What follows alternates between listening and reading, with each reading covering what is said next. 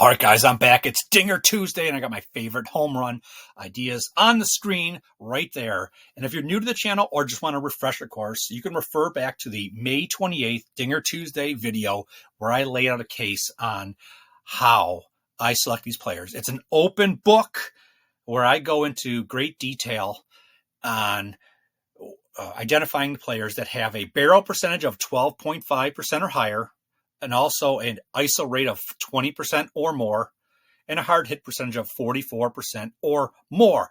The players that had these three, that fell into these three categories, didn't you know they were all in the top 50 or whatever in a leaderboard? And I think like most of them were in the top 20 home run hitters in the league at that point in time.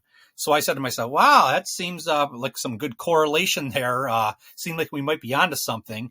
So what I said to myself for Dinger Tuesdays is, let's look at the players in the last 14 days that exhibit these three things on the screen here. So we can find the hottest batters, in a 2-week time frame to try to attack for home run plays.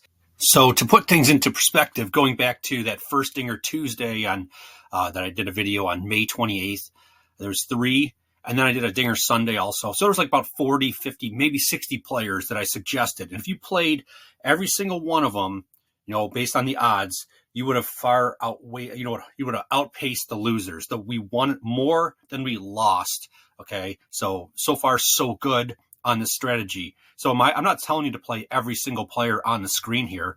I'm not, you might not like any of them. So let's get right to it. Shohei Ohtani, the first one on the screen. You see his name. He meets all those specifications. Barrel rate of 12.5% or more.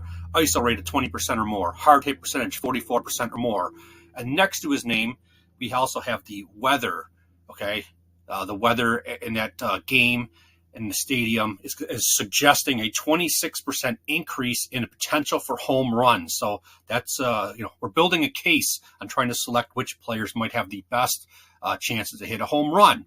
And then right next to the weather is the pitcher he'll be facing, his home run per fly ball.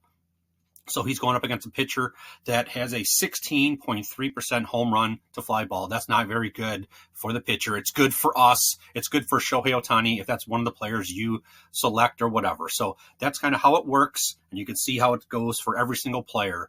Now, on the right side of the screen, you can see Austin Riley over there, and you just see the home run to fly ball without the weather. It's because the weather's not a significant,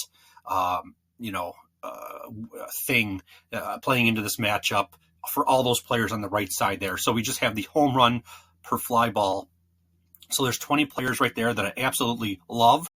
So what do I expect? Well, I expect to hit on less than half of these, maybe even hit only a quarter. Maybe we'll hit none. I just want to put it into perspective so you guys understand where we're coming from. Home runs are hard to predict, right? So I just try to put us in the best position to find the players that have the most success. So if we hit 4 or 5 of them, I'm pretty sure we'll be profitable. Like I said, I'm not telling you to play every single one. These are just the best on the screen right now in the last 14 days in terms of what they're kind of exhibiting in terms of the potential for home runs. So that's it. Another Dinger Tuesday. Let's have some success. Let's have some fun. And I'll talk to you guys tomorrow.